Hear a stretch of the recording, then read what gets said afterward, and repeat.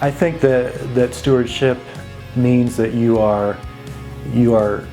there are things bigger than this company, and things that there's a larger purpose.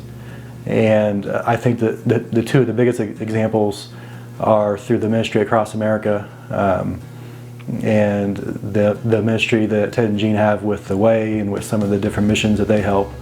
I think that they see God as playing a big role in how this company got started and how it continues to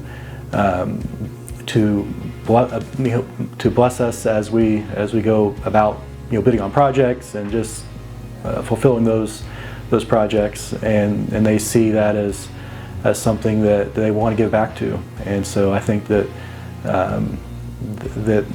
obviously hauling sludge is very important to us and to our families of the employees, but it's not the be all end all. There are larger things that they feel are important, and I think that those two things are pretty obvious.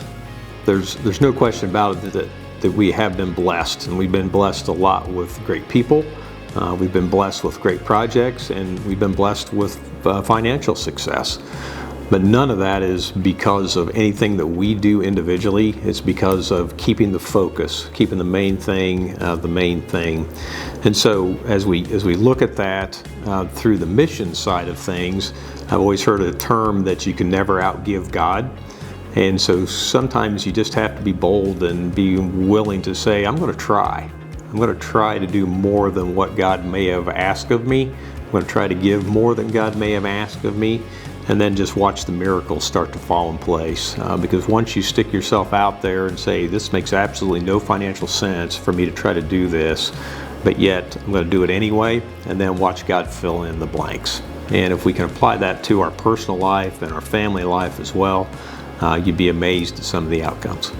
So with stewardship, what that means to me and kind of what this means to Merrill Brothers is we feel like everything that we have has been entrusted to us from God. So whether that's, you often hear in the biblical realm of time, talents, and treasures. And so what do you do with your money? What do you do with your time? And what is important to you? And so we feel like God has blessed us with those, with each of us with those three things. And so how you use them is stewardship. In stewardship, I was always taught, leave things better than when you found them. But then we also have to realize we're just entrusted with this stuff for a season. It's really all God's, and we're just, handling it while we're here. So, it's just kind of another core value that, we look for the type of people that share that. My father was a very strict, particular farmer that wanted the fields just right. And the good part about that was when we grew up, we assumed everybody was that way. And that's not necessarily the case. There are a lot of people that way, but that gave us the background to want to do it right, because number one, Dad said so.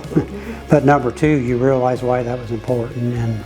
And we try to not do anything that we wouldn't want done to our own land or our own equipment or our own homes. I mean, we apply biosolids right around my house like we do other people's, and I drink the groundwater every day that comes out of this ground. So, I have a vested interest, not just personally, but that's how we want it to be everywhere across the U.S. And sometimes if we come across a product that's not safe to land apply, it doesn't matter where in the country it is, we don't land apply it.